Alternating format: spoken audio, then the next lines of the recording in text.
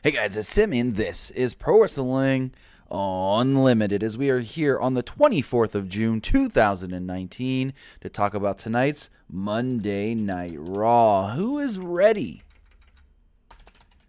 to talk about tonight's Raw? Because it was an interesting show.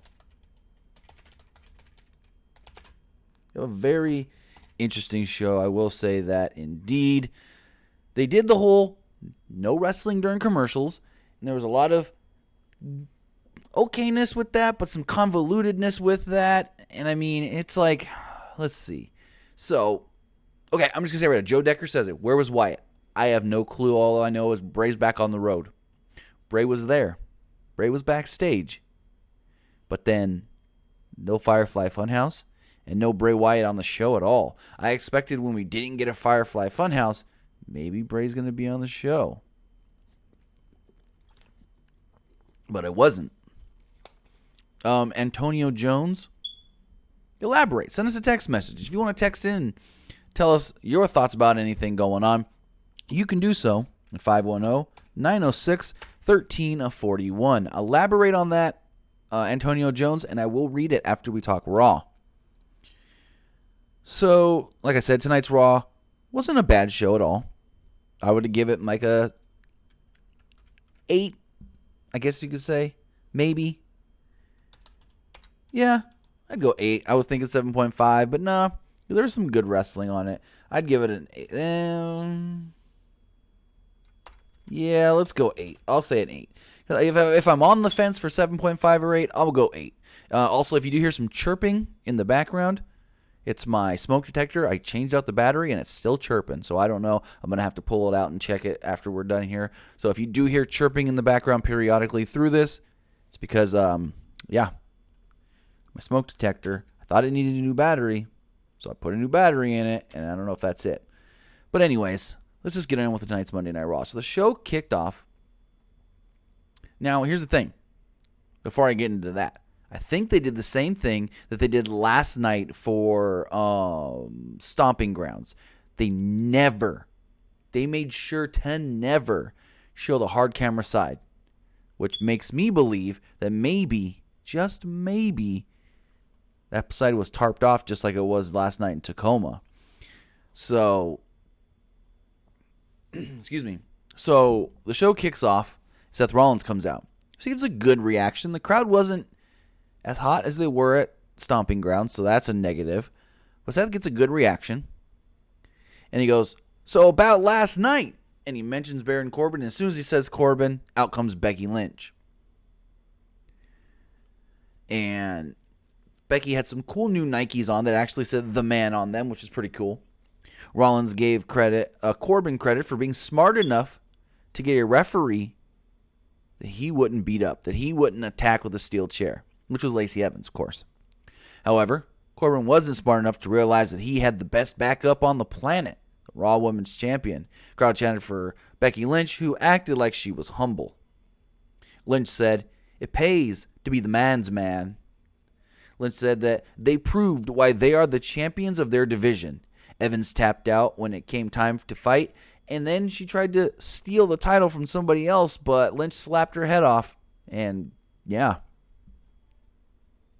Corbin's music would then hit, and as he was coming down, Lacey Evans would attack from behind. Rollins watched as Lynch made her own comeback. Rollins pulled Lynch off, then she shoved him like, "What are you doing? Let me fight." And so he goes, backs up and goes, "You got it." Put his hands up and goes, "Get her." Basically. He didn't say that, but he basically was like, "Get her. Let the hounds attack." Rollins smiled and stepped aside so Lynch could continue her assault. Corbin ran down for an attack on Rollins, but Rollins fought him off. Corbin noted that the fans were chanting for Lynch because she saved him yet again. Corbin suggested fly home, put on an apron, and make a sandwich for Becky. Corbin said that he would be a champion if it was not for Becky Lynch. Corbin said Evans was the only real woman around here and would gladly be her partner at any time in a mixed tag team match. Evans with a challenge. Well, actually, Becky would make the challenge first. And Evans goes, well, Becky would make the challenge. She goes, okay, then let's do it. But if we beat you, you never mess with us again. And Lacey goes, okay, but you put your titles on the line. And Corbin was like, yeah. Winner take all. And so they accepted. And Michael Cole goes, hopefully we get word throughout the night if this match is officially announced. Oscar Strange Rodriguez, Nick is only on the Wednesday show and then sometimes the pay-per-view podcast, the recaps. Nick's never on the Raw or the SmackDown podcast. So Rollins didn't care what the conditions were and just like, let's accept. Corbin said that both titles would be on the line, like I said, and yeah, that was it. Match was very expected. Unlike another match that got announced that was very unexpected. Very unexpected. Just looking here really fast. Got some text messages. See somebody asking, is the brand split over? No. The brand split is not being ended. Just because they do the wild card rule does not mean the brand split is ended. I do expect that this wild card rule thing may subside, whatever the word is, when they do move to Fox. Fox wants the brand split. Fox wants their brand, and then the USA Network will have their brand. So then we got an 8-man tag team match. And this is when we first learned that, tonight they started it. No wrestling during the commercials. Oh, Henry. Yeah, Big Brother 21, Wednesday. Woo-hoo. There's a guy that looks like a mix between Flip Gordon and what's his name? Jason Momoa. Guy looks like mix between Flip Gordon and Jason Momoa. But yes, Big Brother 21 comes back on Wednesday. Yeah, I'm excited. 8-man tag on Raw. Elimination style, I may add. So, Daniel Bryan and Rowan come down first. Then we learn that their tag team partners are going to be their tag team partners are going to be the Revival. They'll be taking on the team of the Usos and Big E and Xavier Woods. And they're talking about how, the Usos and Xavier Woods and Big E, they could really make a name for themselves as getting a shot at the tag titles, the Raw and SmackDown tag titles. And my question was, Big E and Xavier lost last night, so why are you putting their asses in line for a title shot? It makes no damn sense. Why would the losers end up getting a title shot? But we see that all the time. I mean, Lacey and Corbin lost at Stomping Grounds, and they're getting another shot, so fuck it. Who cares? Who gives a shit anymore? Really? Well, George John Cox, you're right there. You said, what about the 24/7 championship and the women's tag titles? Those can go back and forth, but I think it's the matter of fact if they don't want an abundance of Raw superstars on SmackDown and SmackDown superstars on Raw, Because here's the thing with what I don't like. Setting up, which we're going to talk about later, setting up your WWE Championship challenger on Raw. That's a SmackDown main championship. You should set that up on SmackDown. I get it. It's a Raw guy that's going to challenge, but there's no logic in WWE anymore. So hopefully when they move to Fox can push their asses to get some more logic. So Bryan was going to start the match, but Scott Dawson tagged himself in. The crowd didn't appreciate that. And the crowd, even though they were still in Washington, they were in Everett, Washington tonight, they weren't as for Daniel Bryan as they were last night in Tacoma. So he shoved Bryan out of his way. Bryan eventually tagged in and ran wild on Xavier Woods. Bryan went for a dive but nailed Dawson, perhaps on purpose. Bryan then gave Woods a missile dropkick. Bryan followed the yes kicks and then went for a roll-up, but Woods kicked out. Woods kicked Bryan into the ropes, and Dash Wilder gave him an uppercut. Woods then put Bryan in a schoolboy for a pin, eliminating the SmackDown Live Tag Team Champions pretty quickly, actually. Bryan and Rowan eliminated in like 3 minutes, maybe 3.5. Crowd booed this. Revival then gave Woods a kind of a janky-looking shatter machine, to be honest, eliminating them 30 seconds later. So 4 minutes in, boom, go to commercial, and then come back, and they say, oh, ding, ding, ding, the match has been restarted with these two teams. Now it's a regular tag team match. Like, really? You brought the teams over from SmackDown just to beat them in 3-4 minutes so you can get to the commercial break? That's not good at all. Not good at all. So back from the break, the Usos took out the Revival with dives. When everyone got back into the ring, the bell rang and Cole said the match has now been restarted. Dawson gave Jimmy Uso a superplex, but Jay came off the top, leaping off Wilder with draped him on the top rope with a splash. Dawson pinfall victory. Let me read that again. That was a little convoluted. I said, Dawson gave Jimmy a superplex, but then Jay came off the top with a splash on Dawson for the victory. Boom. There you go. So the Usos do pick up the victory. They did pin the Raw Tag Team Champions, and we go from there.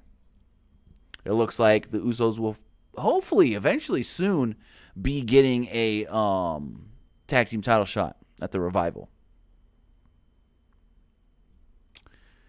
So with that, Braun Strowman and Bobby Lashley was announced to be having a tug of war later tonight.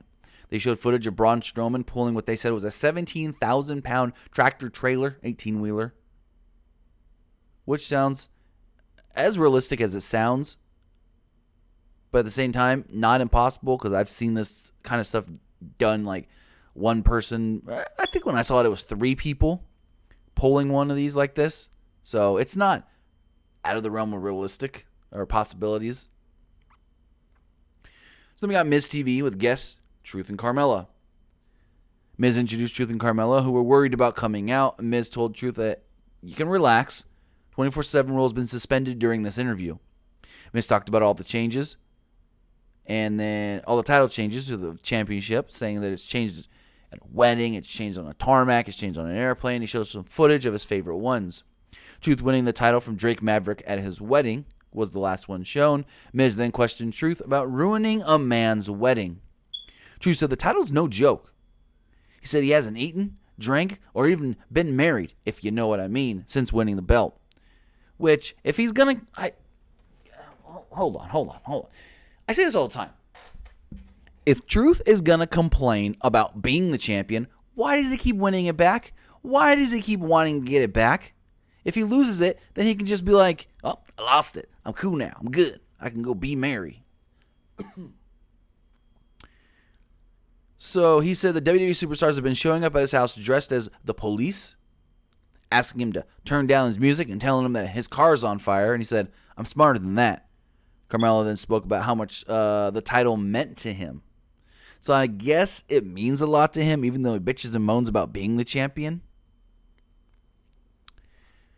So going forward, out comes Drake Maverick, or should I say the male version of Laurel Van Ness, because he's still all jacked up from his wedding. He's got his necktie on his head, and he's still wearing the suit without the jacket. And I'm like, ooh, nice little twist here.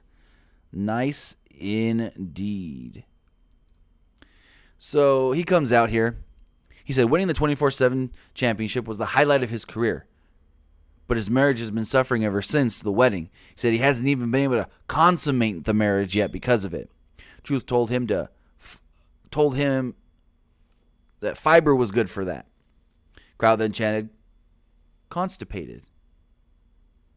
You know, because you use fiber when you're constipated, not when you can't get it up. That's when you use like Blue Chew. So Maverick then challenged Truth to a one-on-one rematch. Carmella was sympathetic because Maverick just wanted to win to get his wife back, and Maverick goes, no, I want the title back, because he's like, I need the most important thing in my life back. And she's like, oh, he wants to get his wife back by winning the belt. And he goes, no, it's the belt. So then Miz was pretending like he got some word from the back in his earpiece, and he goes, well, you know, if you do the match, I'm being told right now that you'll be fine, because no one can come down. Everybody's banned from ringside, so no one can try to attack you during this match. And so Truth accepted. Truth called the Hornswoggle and said that he accepted. We then got a 13-second match. Match started after a commercial break. Truth won immediately with a reverse STO. Afterwards, the usual cast of characters ran down to try to win the belt. Cedric Alexander was the closest to win the title at first, but was fought off by Grand Metalik. A brawl then broke out as everyone ran to the back. Charlie Caruso tried to interview Drake Maverick, but he just sulked and walked away. Excuse me. So then they officially announced the winner-take-all mixed tag team match taking place at Extreme Rules. Corbin said people treat Rollins like he's Superman, Evans said that even Superman had kryptonite, and Rollins' kryptonite was Lynch. Corbin said that they would win, then maybe they would become the power couple of the WWE. Corbin walked away, and Evans basically had no reaction to this statement.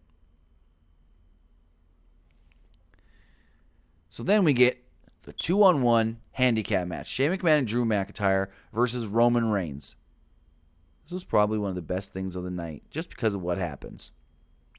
Shane made Mike Rome do his entrance. Best in the world! Corey Graves seemed baffled.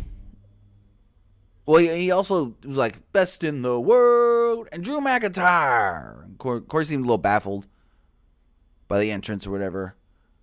So Shane makes it known. He tells Mike Rome, hey, make it known that we don't have to tag in and out. We're just both in this match. So Reigns was on the offense a little at the beginning, but they got the better of him. They attacked him with the steel steps. McIntyre gave Reigns a Claymore kick, then picked him up so Shane could spear him. Shane held Reigns up so McIntyre could give him another Claymore kick. Shane went to the top rope for a coast to coast, and that's when the lights went out. And the Undertaker's gong went off. Lights went back up, and there was the Undertaker. And the crowd went bananas. Bananas. I mean it. So the crowd goes nuts. Undertaker's down there. He makes the save on Roman Reigns. Crowd's chanting, holy shit. Can't believe it. The heels run away. Taker's music hits. Blue light turns on and he poses. It's awesome. Did not expect it. I would have never expected to see the Undertaker show up in frickin' Everett, Washington. Like, of all places. Everett, Washington. Okay. So, this whole thing, from start to finish, with the entrances and the Undertaker's whole thing, 6 minutes. After a break, they showed a full replay of Taker's appearance. To recap, Reigns got beat up. After 3 minutes, Undertaker came out, appeared, made the save.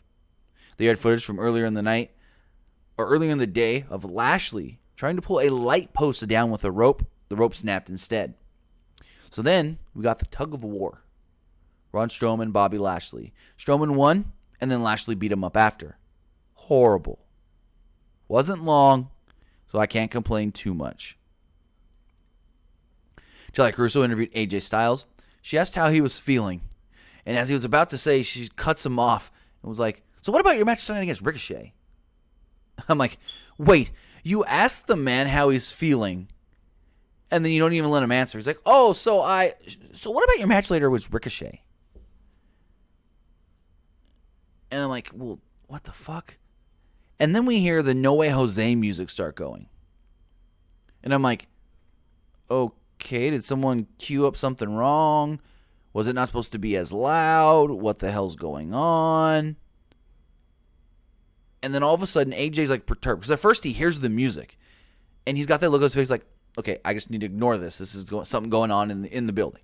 And that's what I thought. The way AJ just ignored it was like, No Way Jose was doing something at ringside, and we weren't supposed to hear that or something. It's like those .com segments where you hear all the stuff going on at ringside, but they're still conducting the interviews backstage for .com and the YouTube. But anyways, the music gets a little louder, and AJ's like, excuse me for a second. He walks off, and there's Gallows and Anderson dancing with the conga line. No Way Jose either. Styles asked what the hell happened to them. Anderson was upset and asked what the hell happened to him. Gallows told Styles that they'd prove him wrong later on tonight, which is actually next when they took on the Viking Raiders. So Anderson and Gallows were in control early. They're in control of Eric until Ivar made the tag. Ivar ran wild, took out Gallows with a suicide dive. Ivar and Eric then gave Anderson the Viking experience for the pinfall. Match didn't even go 4 minutes. So I was watching on TV backstage, a little upset and unimpressed. Nikki Cross then approached Alexa Bliss backstage and took the blame for her loss at Stomping Grounds. Bliss said that Bayley has a way of manipulating people. Cross said there must be a way for Bliss to get a rematch, and Bliss said they'll just have to come up with another plan. Cross remained by her side until she realized Bliss wanted to be alone. She goes, I'll give you some time. I'll see you in a little bit. See you later. So after the break, Natalya and Naomi were in the back, and they warned Cross about Bliss. Bliss showed up, and she was all like, oh, this is what you do behind my back. You talk bad about me, huh, Nikki? She's like, no, not at all. And she was like, you're going to talk with this Neon Bailey buddy? Talking about Naomi. And Naomi goes, it's Miss Neon to you. She got in Bliss's face and says, I'll take you on in the ring later, little girl. Cross stood up for Bliss. So Naomi made the challenge, like I said. Naomi said that she would beat Bliss in their match later on tonight. So then we had a Mojo Rawley versus Heath Slater. Really random match that made sense once it started. Match never started, actually. Truth was all of a sudden appeared at ringside. And the announcer's like, Truth, what are you doing? Why are you back out here? Are you, like Corey Graves basically was like, are you stupid? Slater took the opportunity to give Truth a neck breaker and then pinned him for the championship. Crowd was happy. You can hear him chanting, he's got kids. Didn't last long, though, because Truth eventually caught Slater with a reverse STO, got the title back. Cedric Alexander then gave Truth a lumbar check and won the title. EC3 then gave Alexander his little headlock driver, whatever, I don't even know what he calls it, on the floor, pinned him, won the title. My first thought was the best payoff to EC3 winning the belt is his best friend, Drake Maverick, rolling him up. I was like, that's the best thing they can do. Drake Maverick, please roll up EC3, the best man at your wedding. Oh, no. Carmelo ends up coming out, grabs the belt out of EC3's hand, distracts him just long enough so he can get rolled up by Truth. Truth wins the title back. Yes, Truth is now a 9-time, count it, 9-time 24/7 champion. Title's only been around for about a month. So Kofi Kingston came out and was about to be interviewed by Charlie Caruso, but the interview was interrupted. Well, actually, first, I missed this thing. Ricochet spoke with Sheriff Schreiber backstage about winning the U.S. title and what it meant to him. He said he looks forward to facing Styles later on tonight, someone who he's always looked up to. He wanted to prove that he was worthy of winning the U.S. title at Stomping Grounds. If you didn't see, we did post on PWUnlimited.net earlier today of the only prior match that those two had back in 2014. It was December 2014 from Hog Wrestling. If you do want to check that out, we do have the link on PWUnlimited.net, or it's in our community tab here on YouTube. So going forward, Kingston came out. He was going to be interviewed by Charlie Caruso, but Sammy and Kevin interrupted. They told Caruso to leave because she never has anything good to say. They had questions for him instead, like, why are you here? Who do you think you are? Why don't you just get the hell out of here, man? Kingston informed Owens that he had a zit on his face and it was bleeding from it. And I'm like, are you funny? Zayn called Kingston a paper champion who was just known for getting help from his friends. And he goes, no, at least I've got real friends, unlike your I like you, I love you, I hate you, I don't want to be around you kind of relationship that you and Sammy have. Kingston also reminded them that he beat Owens at Money in the Bank. He beat Ziggler last night. He's beat Zayn in the past. And he's going to beat Zayn again tonight. So going forward, give me 1 second, guys. I don't know, Antonio. Put your in the chat. Put your zip code, and then I'll be able to know if I got your text.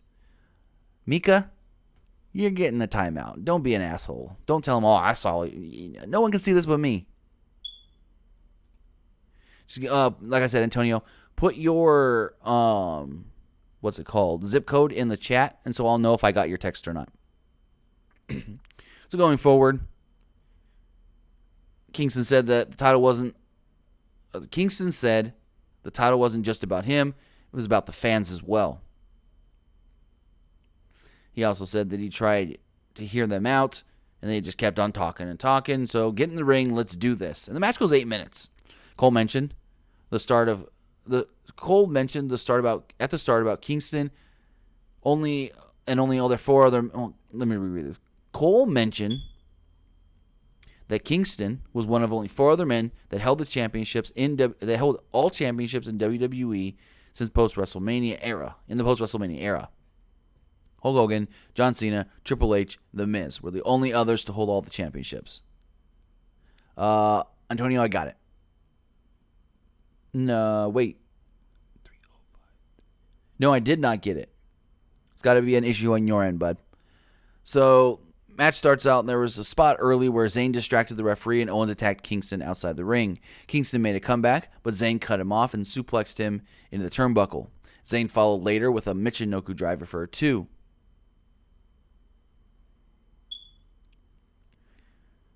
Kingston brought down Zayn with a double knee. Kingston tried a springboard move, but Zayn caught him with a boot for a 2. Zayn then went for a Blue Thunderball, but Kingston countered into a roll-up for the victory. Owens was impressed and challenged Kingston right here, right now. And Kofi didn't have to, but he accepted anyways. So this match goes minute and a half, maybe. Kingston was immediately distracted by Zayn, so Owens gave him a super kick. Owens tried to swanton bomb Kingston, but he got his knees up. Owens then hit another super kick and went for a pop-up powerbomb on the outside, but Kingston fought him off. Kingston then gave him an SOS on the edge of the ramp, then slipped back in the ring right at the last second to beat the 10 count. Bada boom. There we go. As Kingston backed up the ramp, Samoa Joe would then come out and attack him. Well, Kingston first hit a dive on the heels, and Samoa Joe would then come out and attack him. Interesting enough, Jim Ross actually sent out a tweet, I think it was either last night or early this morning, saying that he thought that Samoa Joe should be the next challenger for the Universal Championship. Well, he was close. He's going to probably be the next challenger for the WWE Championship. So Joe beat down the champion, threw him into the video boards, gave him a Uranagi on the stage, and then it looked like that was it. But then he came back, put him in the coquina clutch, referees got him off, and boom, Joe may just be challenging Kofi for the WWE Championship. We then got the official word that Roman Reigns will in fact be teaming with The Undertaker at Extreme Rules to take on Shane McMahon and Drew McIntyre. Antonio, I did not get a text from that number either. Luke Might with the $1.99 super chat donation says, when will Ciampa get cleared? Not sure, but Triple H did state that he's a little ahead of schedule. So that's good to know. And he is a little ahead of schedule. So going forward, we did get Alexa Bliss versus Naomi. Hold on. My Amazon Echo's about to go off.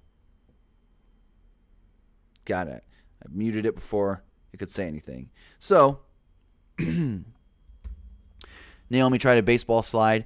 Well, first, Naomi did her entrance and tried to do her slide down the ramp, and she didn't slide. She literally just went to do the little slide, and she, you don't really hurt your knees doing something like that. So, I don't know why she didn't get the slide, but she kind of just, So, Naomi tried a baseball slide, but hit Cross by mistake. Naomi tried to tell Cross that she didn't mean to hit her. She was only going for Bliss. Naomi went back into the ring. Bliss caught her with a DDT for a quick pinfall. Match went minute and 15-ish.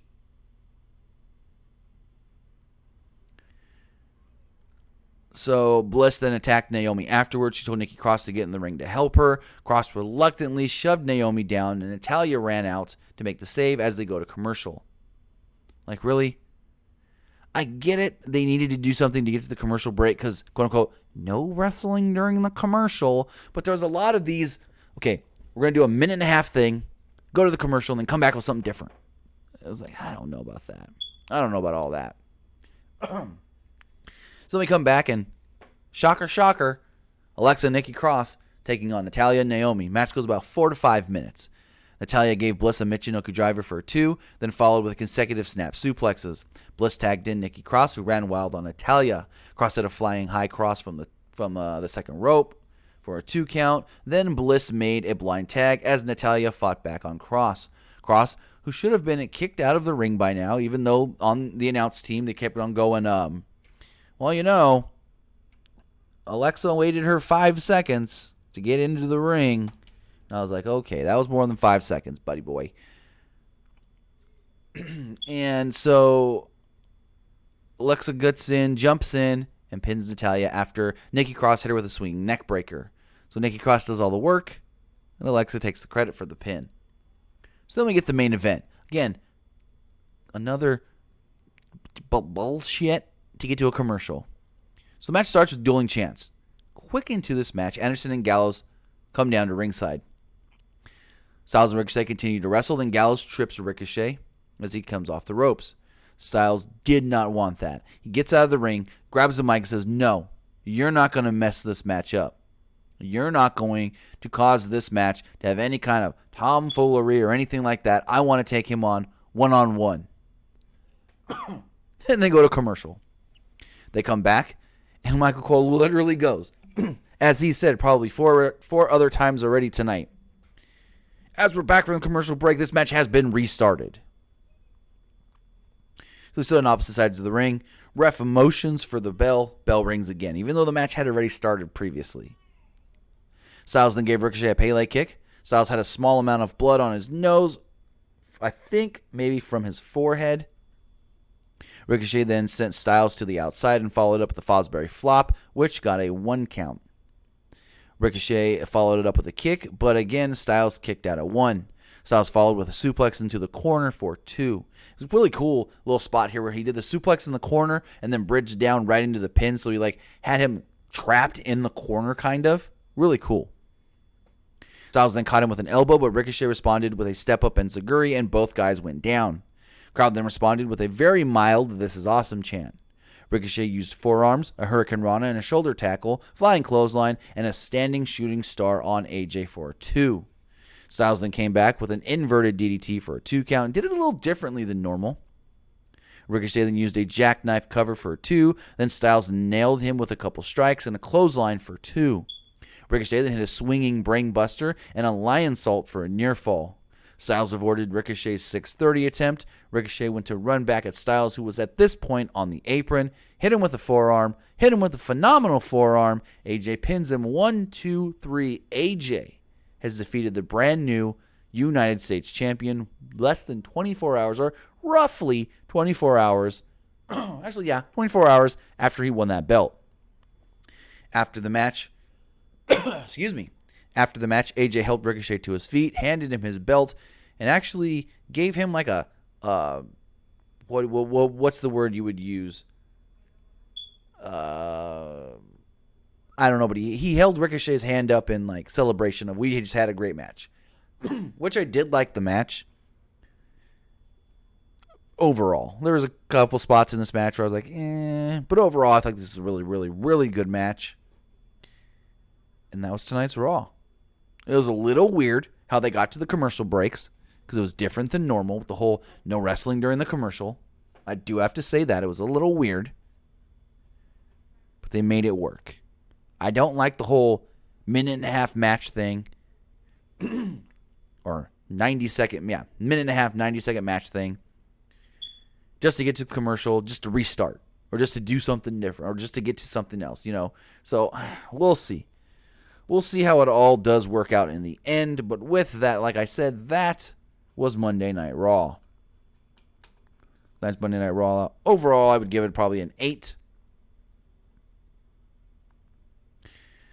Joe Decker, I guess you could say the word is he showed him some respect, but that's not the exact phrase I was looking for. No, not sportsmanship. It was like a seal of approval kind of thing. Like, we just had a great match, and now the veteran is putting his stamp of approval on the new up-and-comer Ricochet, saying, hey, me and him just had a great match, so watch out for this guy. I think that's kind of what I was trying to get at. So with that, now I want to hear from you guys. Got some time here. Hear what you guys have to say about tonight's Monday Night Raw, not SmackDown Live. Tonight's Monday Night Raw. If you do want to text into the show, like we do have multiple texts already, you can do so at 510-906-1341. Also, you can call the show at 559-475-8473. So let's read some of these text messages while we wait for some calls to come in. This person here says, if it'll load. There we go. Question. Where do you see Jacob Fatu, considering the fact that AEW and WWE are interested in picking him up? The guy has a great look and is great in the ring. I can see him going either way, either AEW or going to WWE. I know he's got family in WWE, so there's a little bit of an incentive there to be like, hey, you can work with your family. But at the same time, you go to AEW, and it's like, hey, you may have a little more creative, freedom. So it's tough to say. I can see him going either way. So let's take a call first before we go any further.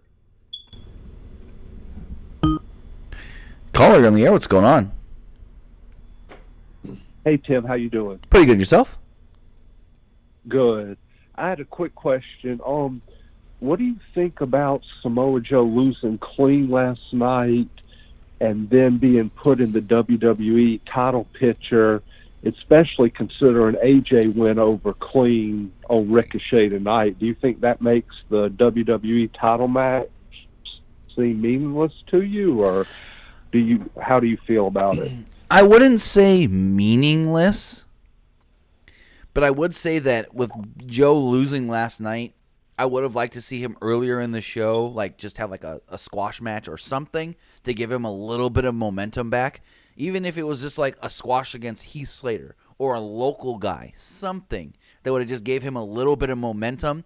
And then we would be like, ooh, Joe beat some guy pretty viciously earlier, and now he's out here wanting to challenge Kofi. So I think they should have done something to kind of build him back up. But I think Ricochet losing doesn't really have any kind of effect on Joe challenging Kofi. Okay, great. Thank you. I appreciate you taking the time for the call. Not a problem. Thanks for calling. Have a great night. Thanks. You too. All right, let's just jump into another call here. Caller, on the air. What's going on?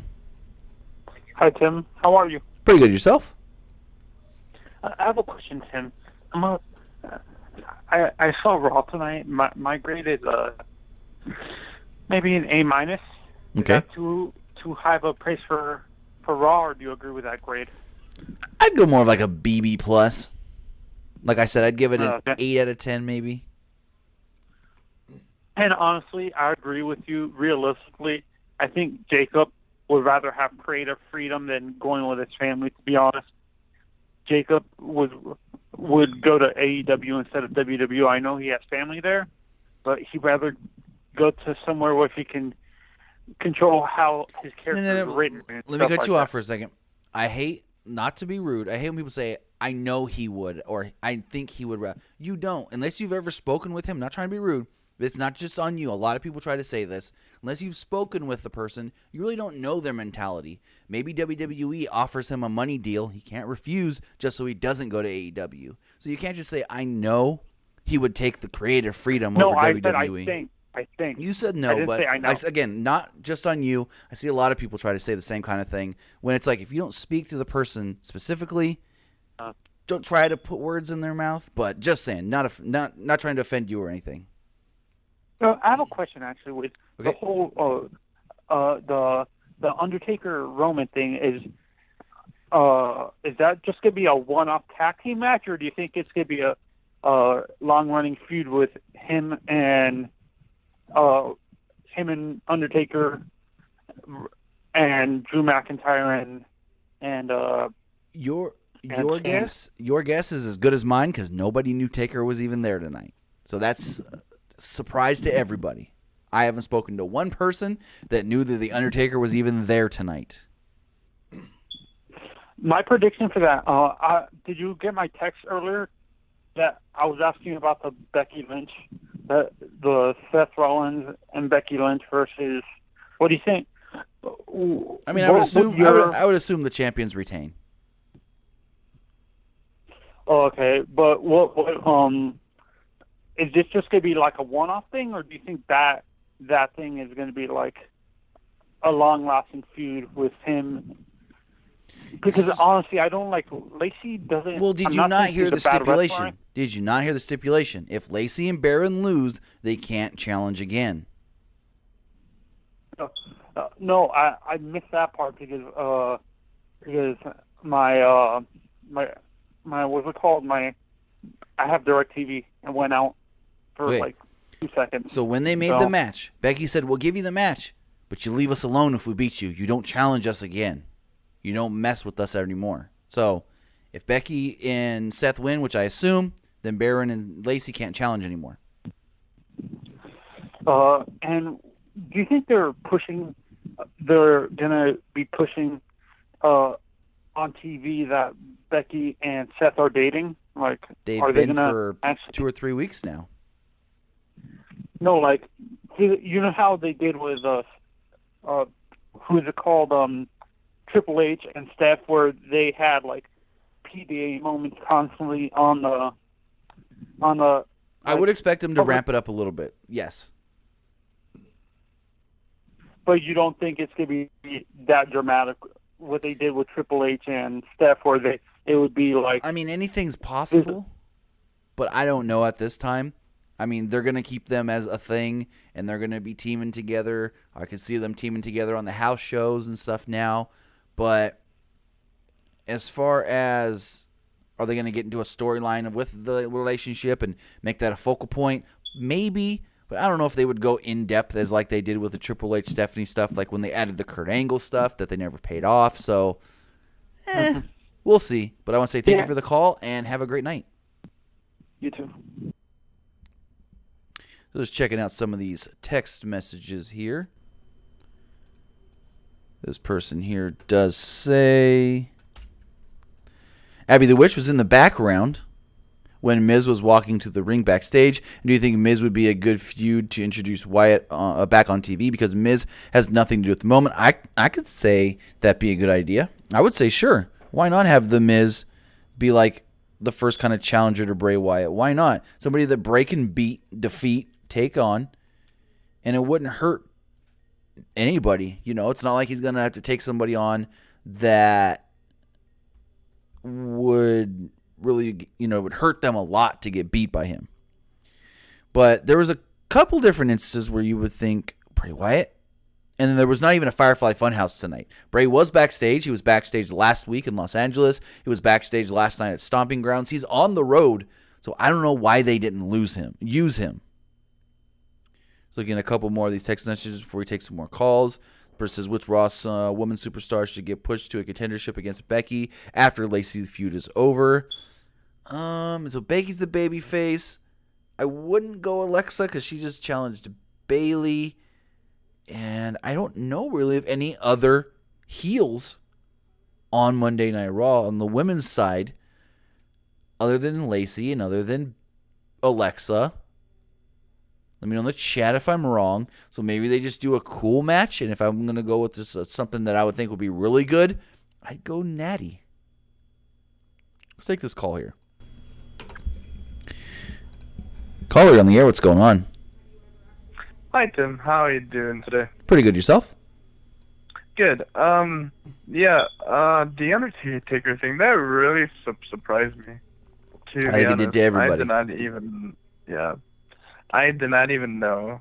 Like, I mean, they should have waited until SummerSlam, but hey, that's all right. I mean, it's fine, I guess. Maybe they got plans all the way till. Maybe. The thing between Alexa Bliss and Nikki Cross, how far is it gonna go until Alexa turns on Nikki? Until Alexa turns on Becky? You mean Nikki? No, I said. I mean, Nikki, yeah. I would have thought maybe it only lasted till tonight. I thought maybe Stomping Grounds would be the time when Nikki finally realizes that Alexa was only trying to use her. But I guess it's still going on longer, so I honestly don't know. Maybe it turns into a match at Extreme Rules, or maybe they wait till the following month and do something at SummerSlam. Yeah, maybe. And then with AJ Styles and Ricochet, can you see that becoming like a feud building up? Oh, it's got to be. AJ beat him tonight, so that would just naturally make AJ the next challenger for the United States Championship. Yeah. Because after he won it last night against Samoa Joe Ricochet, yeah, that's really cool because the reaction that he got was just awesome. Oh yeah, Ricochet is one of the best, one of the better just overall wrestlers they do have right now. So putting that title on him and giving him some good matches, last night with Joe, tonight with AJ, and now possibly a good feud with AJ. Yeah. I think we're really going to see Ricochet and what he can do. But will AJ Styles turn heel during that feud or no? I think a more realistic thing would be finally AJ keep telling Gallows and Anderson, step it up, and they finally go, you know what, screw you, and then they attack AJ maybe. Or maybe help them out during like a championship match by stepping it up. Maybe. I mean, maybe I'm just spitballing an idea here. AJ embracing Ricochet afterwards could maybe lead to the two teaming up against Gallows and Anderson. Yeah. Now, the match between Becky Lynch and Seth Rollins facing Lacey Evans and Baron Corbin, I actually thought of something that happened a couple of years ago with Edge and Kelly like that, kind of, when Edge had to defend his World Heavyweight Championship. Uh-huh. That's what it almost kind of seems like a little bit what they're doing with the belts. I mean, this isn't the first time they've done this where they had a mixed tag with two titles on the line. It's not the first time. Yeah. Or with at least one title on the line and stuff, so. Yeah. But anyway, that's about it. Have a good night, Tim. All right, thanks for the call. Have a great night. Yep. All right, moving forward, take another call here. Caller, you're on the air. What's going on? Hey, Tim, how you doing? It's JD, bud. Pretty good. Yourself? Hey, man, I'm doing good. I'm at work right now. Hey, I wanted to run a couple little things by you. Go for it. I'm kind of disappointed didn't get a chance to see Bray Wyatt show his character, but I don't know if you noticed, but I saw the Witch and I saw the Buzzard tonight. Yep, I saw it too. And when I saw him, because I knew, Bray's backstage. He's been backstage for the last 2 weeks. And I'm like, okay. So we haven't gotten a Firefly Funhouse tonight. And this was maybe like 20 minutes left in the show. I was thinking, we haven't got a Firefly Funhouse tonight, so maybe Bray's going to appear live in front of the crowd. And he never did. My only thing I can think of is that maybe they realized that the crowd was not reacting well to things tonight, and they're going to wait till next week when they're in Texas. That's the only thing I can think of. I'm not reporting that. It's just an assumption I may have I had. Actually, that's probably a really good assumption because how I think you brought it up earlier about how half the crowd was pretty, I would say, blanking it out, right? And they wouldn't show the heart. They wouldn't show the hard side. So I had a feeling that they probably, like you were saying, kind of felt them out a little bit, and maybe, like for tomorrow night, they're going to tease. Say like the pig's gonna pop up out of somewhere, and then maybe and then maybe the mouse is gonna pop up somewhere, right. Some along the lines, just to kind of tease. Considering we didn't have a Firefly Funhouse. Exactly. Now, I thought that was pretty cool, and I hope to see them tomorrow night. The little characters, of course, but. Man, I thought it was cool as shit to see the Undertaker come out and beat up Shane McMahon because I am really, really, really, really getting tired of seeing Shane McMahon. Same here. But here's the thing that I'm kind of like on the fence though. Undertaker getting back into the ring, man. But let me just say one thing. It's a tag match, so Roman can do most of the work. True. I kind of, thought about it a little bit. Basically, Roman starts out, he gets beat up a little bit. Taker comes in, thumps him a little bit. Roman, gets back in, and then Undertaker gets the hot tag, and then, he goes bonkers for about a minute or two, and then I'm hoping it's something along that line because that sounds probably about right. Yeah, that last match. Like I was saying, I only watched maybe an hour of that entire Saudi show, and then, I checked out the stuff on YouTube Right. to check out what was going on with Bill and everything. But, it's going to be pretty interesting. And, considering they're building this storyline, almost a month out with this and with the, what's the other match that was announced? The mixed tag team match with the Universal and Raw Women's Championship on the line. Oh, really? Yeah. We already know what's going to happen here. They're going to lose. Well, Seth and Becky are going to win because it's just too early to put the belt on Lacey right now. Oh, yeah. She's got the mic skill for the most part, but you can tell, man, she was pretty sluggish last night. She just, it's like her timing was off. Very true. Can't Very do that. true. You gotta break the seal. But I thought the timing was off a little bit. But I can already see the writing on the wall on that one. That they're not going to lose the belt for them too. Oh no. Not at the same time. I mean, it'd be one thing if say like Becky lost the belt and say like a really crazy match to Lacey, and then Baron Corbin, how they made that power couple comment. Right. I don't know. I thought that was pretty lame, to be honest.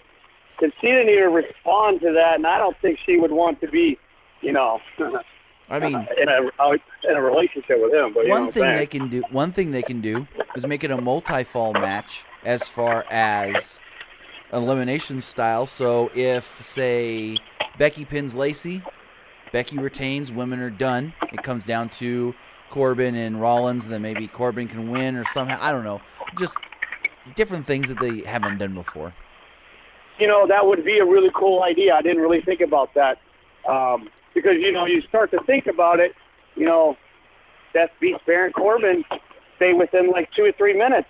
Lacey doesn't even get in the match and doesn't even get a chance to show what she's got or even, attempt to go for her belt. Right. I don't know. I'm just not too fond of that because, I kind of mentioned something a little bit last night, and I'm really hoping that they don't lean towards that way about, her and Seth, and I could see something happening, and I mentioned it last night. Right, I remember. Yeah, you could kind of see it, man. You could kind of see the writing on the wall. It's like, come on, guys, let's not do this. You've done this over and over. Well, not done this, but they did it with the Usos and Naomi. Yeah. With Mandy. Yeah. So Yep. I think they're gonna do something else along that line.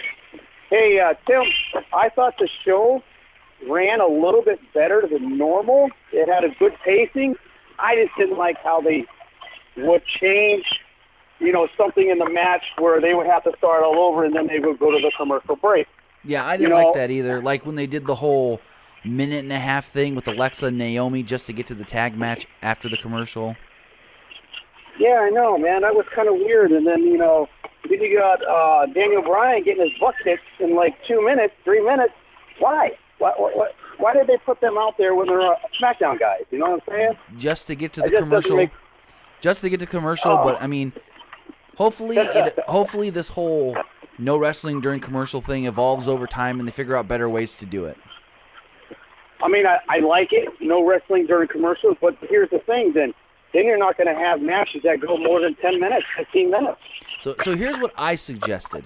If you're going to have these 90-second spots just to get to the commercial, then why not do maybe longer entrances, go to the commercial, and then start the match?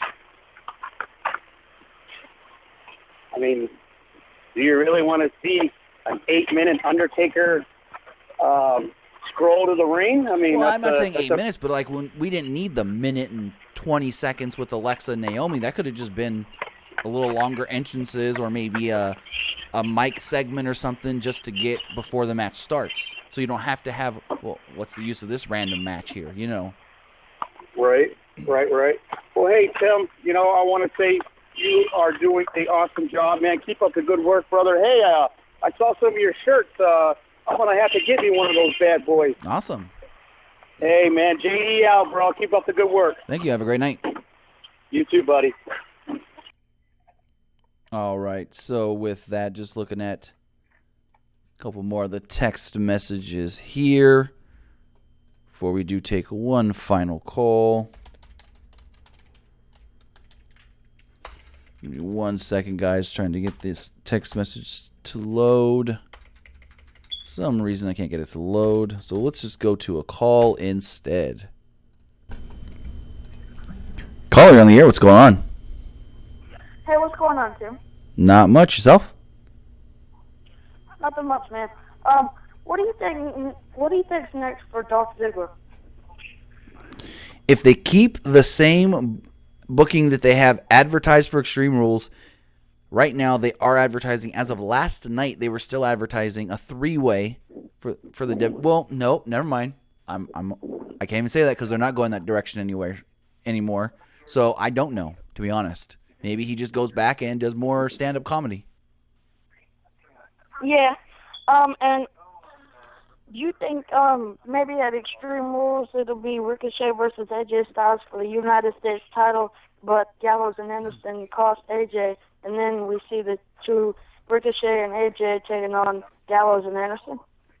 If they're going to do AJ Ricochet versus Gallows and Anderson, I would say do that at Extreme Rules. So maybe you do the title match before, and Gallows and Anderson mess it up, and then we get to the match at Extreme Rules.